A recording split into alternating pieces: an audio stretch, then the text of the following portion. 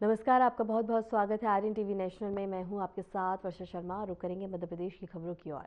मध्य प्रदेश के मुख्यमंत्री डॉक्टर मोहन यादव ने अपने आधिकारिक सोशल मीडिया प्लेटफॉर्म एक्स पर एक पोस्ट के माध्यम से वीडियो जारी करते हुए जानकारी दी है कि मध्य पूर्व और एशिया के विभिन्न देशों में अध्ययन, नौकरी, व्यवसाय, पर्यटन आदि के लिए किए गए मध्य प्रदेश के निवासियों की सहायता के लिए मध्य प्रदेश भवन नई दिल्ली में 24/7 कंट्रोल रूम स्थापित किया गया है।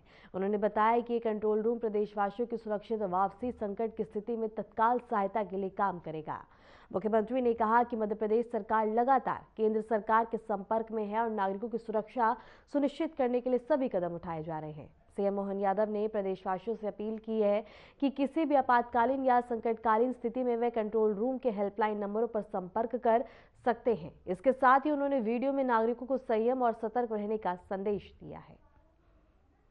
मान की अप्रत्याशित परिस्थितियों को दृष्टिगत रखते हुए मध्य प्रदेश सरकार द्वारा भारत सरकार के माध्यम से मध्य पूर्व एशिया देशों में रह रहे मध्य प्रदेश के निवासियों की सहायता के लिए मध्य प्रदेश भवन में 24 घंटे सातों दिन एक कंट्रोल रूम की स्थापना नई दिल्ली में की गई है।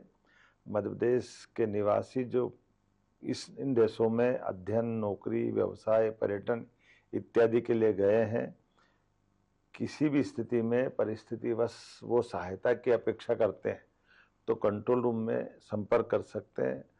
कंट्रोल रूम की सहायता से मध्य प्रदेश शासन द्वारा संबंधितों को भारत सरकार एवं संबंधित एजेंसियों के माध्यम से सहायता उपलब्ध कराने के लिए हमने निर्णय किया है। हमारे कंट्रोल रूम का नंबर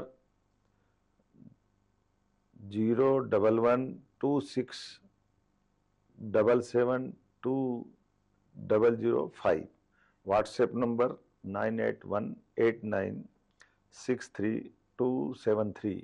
मैं अपनी ओर से एक बार फिर सभी प्रदेशवासियों से अपील करता हूं कि किसी प्रकार के कोई कष्ट हो, यशस्वी प्रधानमंत्री के नेतृत्व में भारत सरकार लगातार हमारे साथ है। सबसे पहले अपने देशवासियों के लिए वो साथ रहते हैं। मध्य प्रदेश सरकार भी इसी भाव के आधार पर भारत सरकार के साथ है। आइए हम सब इन सहायता नंबरों का लाभ लेकर के अपना जीवन सुरक्षित करें।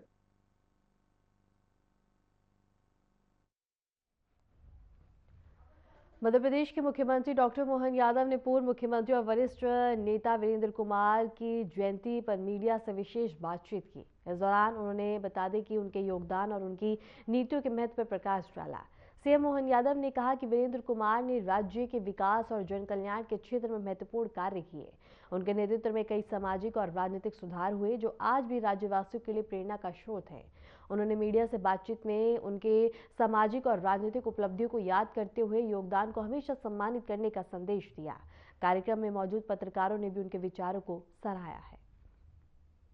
कुमार शुक्ला जी की जयंती का ये पुण्य अवसर है।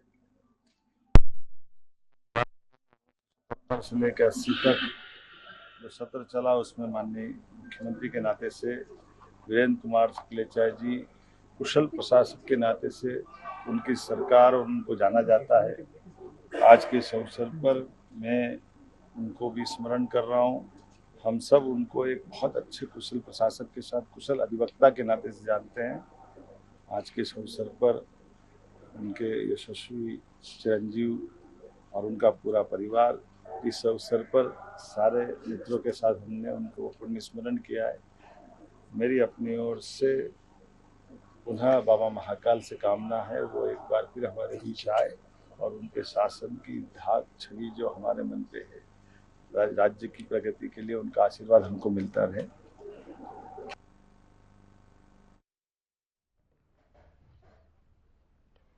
केंद्रीय मंत्री शिवराज सिंह चौहान ने भोपाल में पार्टी कार्यकर्ता और अन्य लोगों के साथ होली उत्सव धूमधाम से मनाई। इस अवसर पर उन्होंने उपस्थित लोगों को गुलाल लगाकर होली की शुभकामनाएं दी।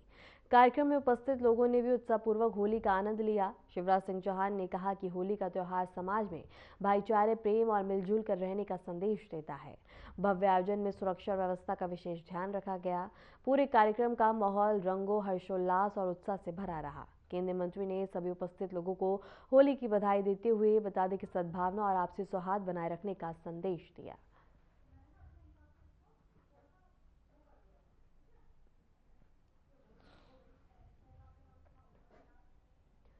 सीएम मोहन यादव के मुख्य अतिथि में जिला बड़वानी में पारंपरिक भगोरिया उत्सव का भव्य आयोजन किया गया। इस अवसर पर बड़ी संख्या में स्थानीय जनप्रतिनिधि, प्रशासनिक अधिकारी, क्षेत्रवासी उपस्थित रहे।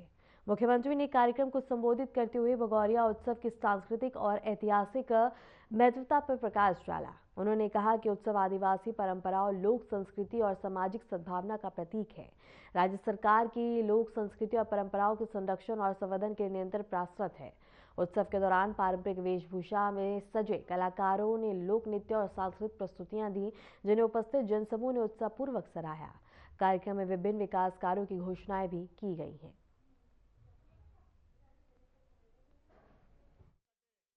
तो दिवाली और गन्ना कटे तो देव दिवाली, और जब गेहूं कटे तो होली। क्या आनंद आता, अपने लिए जोरदार अभिनंदन करो।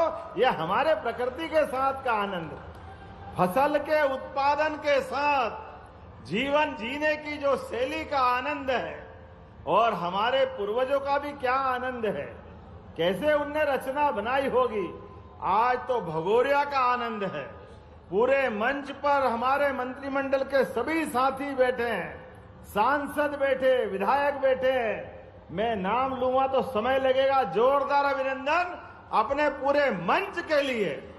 और वैसे तो भगोरिया होली, भगोरिया हाट का आनंद, हमने कहा कि भगोरिया का आनंद ये राष्ट्रीय पर्व के रूप में होगा, राष्ट्रीय स्तर पे होगा। जोरदार अभिनंदन करें। ये हमारी सबकी भावना है। हमारे पूर्वजों का त्योहार, रोम रोम थिरक करके प्रकृति के साथ आनंद से झूमने का ये पर्व जो होता है, होली के 7 दिन पहले से एक एक हाट के अंदर 25 लोग, 40 लोग, 45 लोग, 50 अपना अपना दल लेकर के, क्या महिला क्या पुरुष, ढोलक की थाप पर आनंद के साथ नाचते गाते, और परमात्मा की दया से क्या बोलते हैं, वो झाड़ पे से उतारते हैं, क्या बोलते हैं।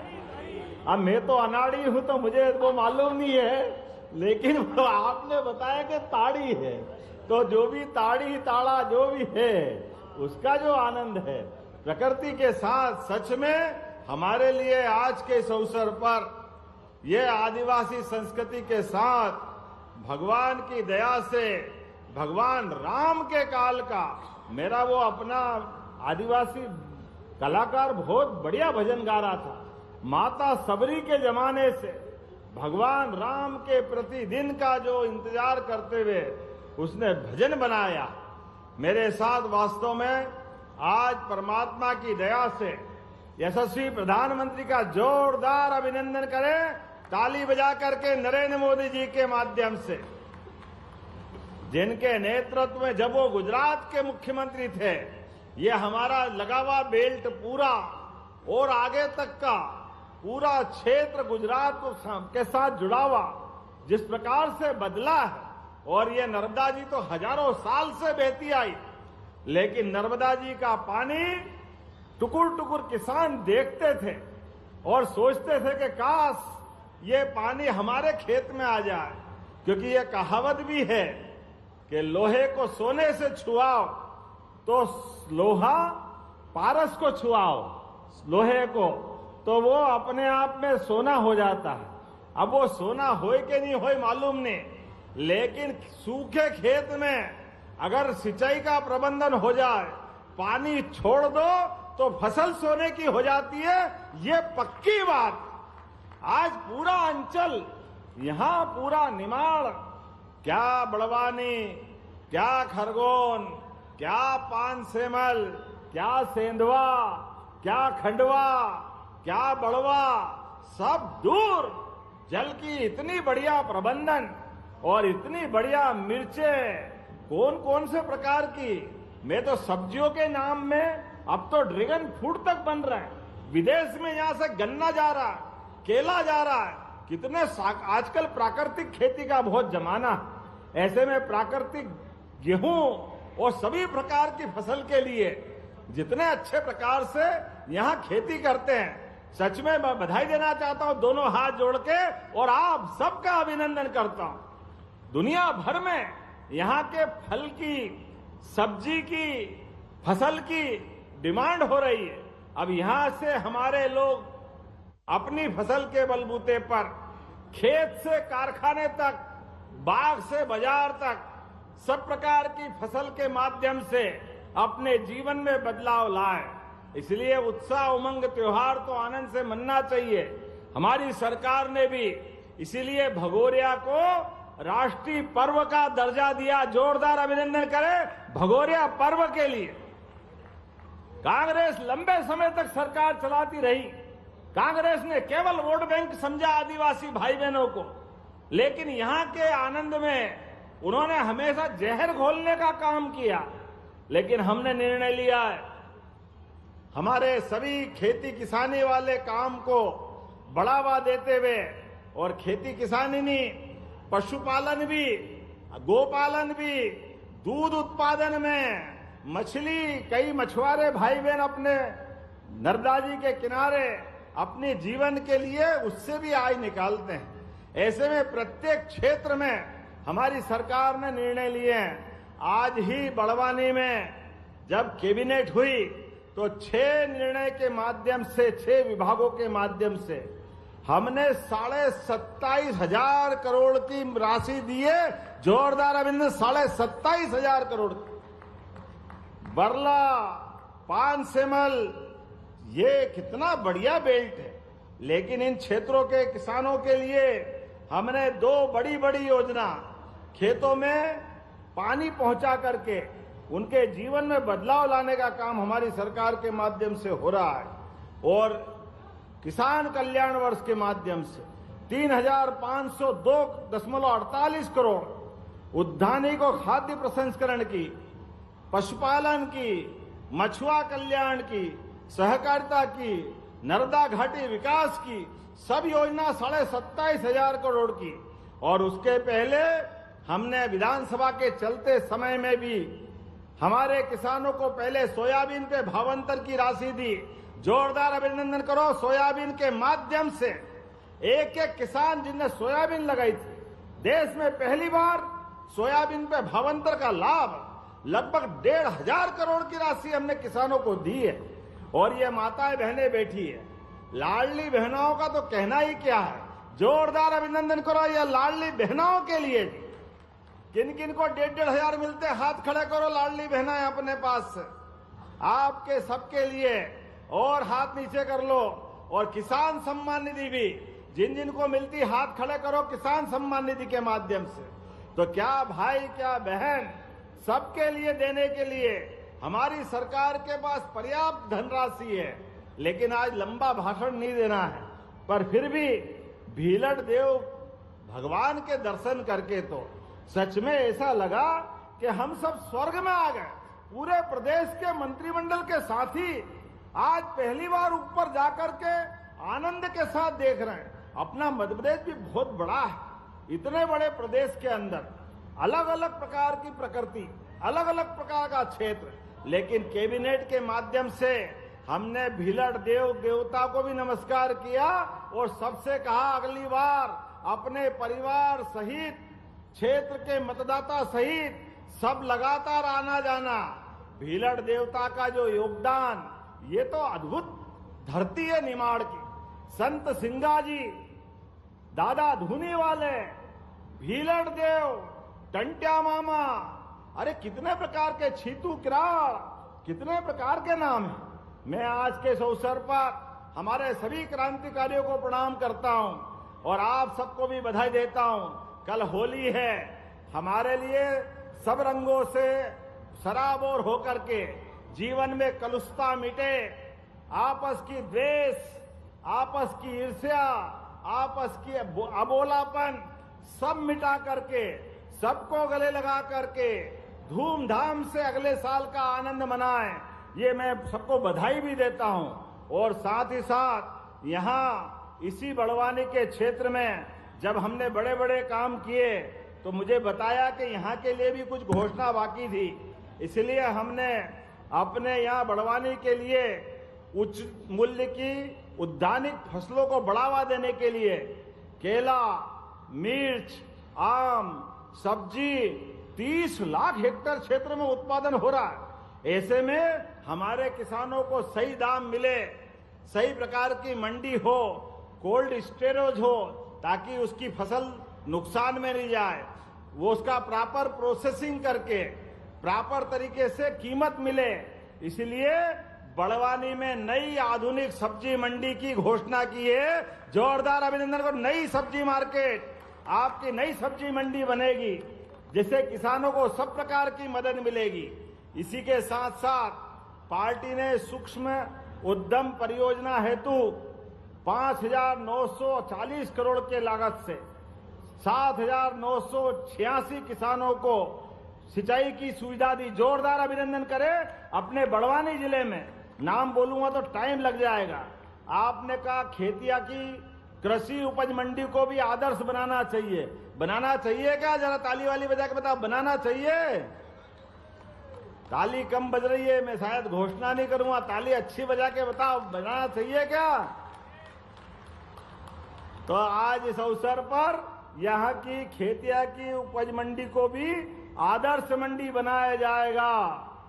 जब मैं आपके बीच बात कर रहा हूं, प्राकृतिक खेती के लिए भी बड़वानी तो वैसे ही प्रसिद्ध है, लेकिन मास्टर ट्रेनर राज्य से बाहर जा करके उनकी ट्रेनिंग कराएं, ताकि आज मैं अभी कुछ किसानों से बात कर रहा था, वो प्राकृतिक गेहूं अपने खेत में लगाते हैं और 5,000 रुपये कुंटल उनको घर बैठे वो पैसा देते हैं। 50 रुपया किलो प्राकृतिक खेती के आधार पर जब उनको मिलता है तो बाकी को भी मिलना चाहिए। इसलिए प्राकृतिक खेती की ट्रेनिंग कराने के लिए यहाँ के किसानों को प्रदेश के बाहर भेजेंगे। ताली वाली बजा के स्वागत करो अपने सब किसानों की आय बढ़ाने के लिए। बीज उत्पादन के लिए भी 50 एकड़ का आदर्श फार्म यहाँ बनाया जाएगा। ताली बजा के बताओ, बनाना चाहिए कि नहीं बनाना चाहिए? ताकि अच्छे बीज का उत्पादन हो। अच्छा बीज होगा तो अच्छी फसल होगी, अच्छी फसल होगी।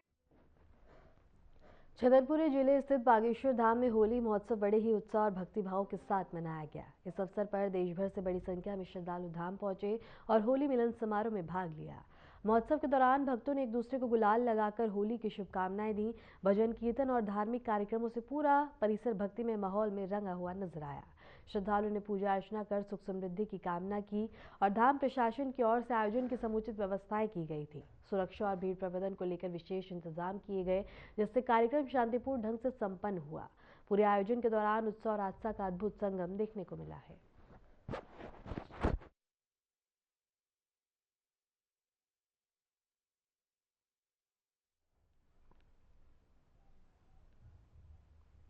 कांग्रेस सांसद दिग्विजय सिंह ने भोपाल में पार्टी कार्यकर्ताओं के साथ होली उत्सव मनाया। इस दौरान उन्होंने कार्यकर्ताओं को गुलाल लगाकर शुभकामनाएं दी और आपसी भाईचारे का संदेश दिया है। होली मिलन कार्यक्रम को संबोधित करते हुए दिग्विजय सिंह ने कहा कि सदियों से होली का त्यौहार प्रेम, सद्भाव और भाईचारे का त्यौहार रहा है। यह सारे भेदभाव दूर करके लोग एक दूसरे से मिलते हैं। यह ऐसा पर्व है जिसमें सभी मिलजुल कर संवाद करते हैं और मित्रता का भाव मजबूत होता है। उन्होंने देशवासियों को होली की हार्दिक शुभकामनाएं देते हुए कहा कि यह त्यौहार समाज में एकता और सौहार्द को बढ़ावा देता है। कांग्रेस में बड़ी संख्या में कांग्रेस कार्यकर्ता मौजूद रहे और उत्साहपूर्वक होली मनाई गई है।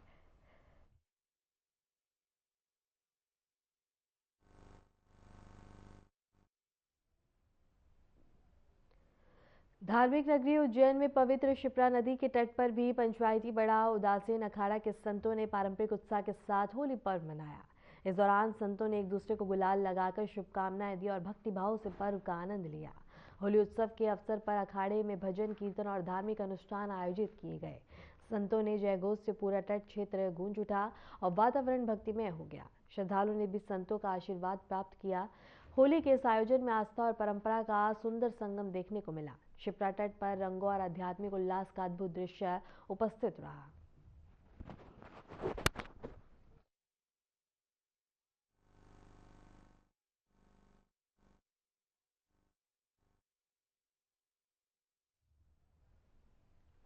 मध्य प्रदेश के इंदौर में बता दें कि केंद्रीय जेल में कैदियों ने कड़ी सुरक्षा और निगरानी के बीच होली का पर्व मनाया है। जेल प्रशासन की देखरेख में समिति और नियंत्रित तरीके से रंगोत्सव आयोजित किया गया।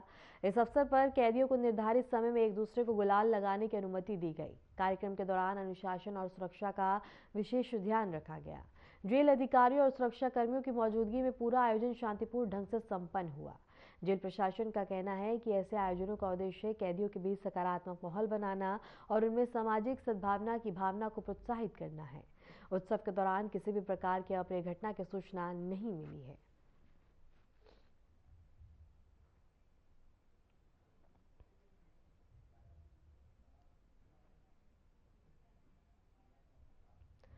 इंदौर एयरपोर्ट परिसर में घास वाले क्षेत्र में आग लगने से अफरा तफरी का माहौल बन गया। सूचना मिलते ही दमकल विभाग की टीम मौके पर पहुंची और आग बुझाने का अभियान शुरू किया। फायर सब इंस्पेक्टर रूपचंद पंडित ने बताया कि हमें जानकारी मिली कि इंदौर एयरपोर्ट के अंदर घास वाले एरिया में आग लगी है। आग बुझाने की कोशिश जारी है और उन्हें किसी के हाथाहाथ होने की खबर नहीं है। दमकल कर्मियों ने स्थिति को नियंत्रित करने के लिए तेजी से कार्रवाई की है। प्राथमिक जानकारी के अनुसार आग समिति क्षेत्र में ही फैली थी और घटना के कारणों का पता लगाया जा रहा है। प्रशासन ने स्थिति पर नजर बनाए रखी है और यात्रियों की सुरक्षा को प्राथमिकता दी जा रही है।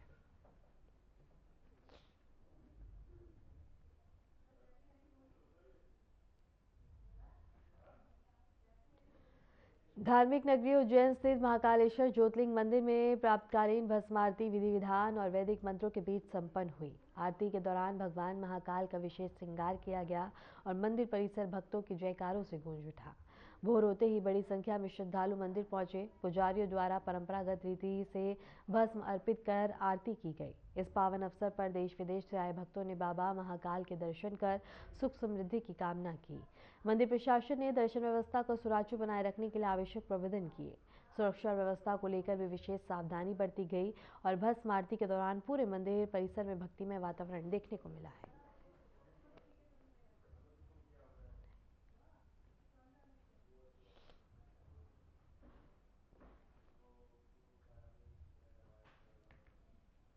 और इसके साथ ही बता दें कि महाकालेश्वर ज्योतिर्लिंग मंदिर में आस्था और का सैलाब देखने को मिला है। यहाँ भक्तों की भारी भीड़ देखने को मिली, जहाँ सभी ने हिस्सा लेकर भगवान महाकाल की आरती करी है। विधि विधान से सभी ने पूजा अर्चना में हिस्सा लिया है। वैदिक मंत्रों के बीच यहाँ आरती संपन्न हुई। आरती के दौरान भगवान महाकाल का विशेष श्रृंगार किया गया और मंदिर परिसर भक्तों के जयकारों से गूंज उठा। भोर होते ही बड़ी संख्या में श्रद्धालु मंदिर पहुंच गए। पुजारियों द्वारा परंपरागत रीति से भस्म अर्पित कर आरती की गई। इस पावन अवसर पर देश विदेश से आए भक्तों ने बाबा महाकाल के दर्शन कर सुख समृद्धि की कामना की है। मंदिर प्रशासन ने दर्शन व्यवस्था को सुचारू बनाए रखने के लिए आवश्यक प्रबंधन किए।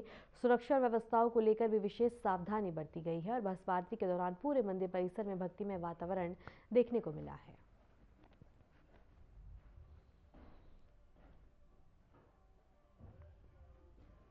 फिलहाल के लिए मध्य प्रदेश की खबरों में इतना ही और ऐसे ही मध्य प्रदेश की तमाम खबरों को जानने के लिए देखते रहें आरएन टीवी नेशनल।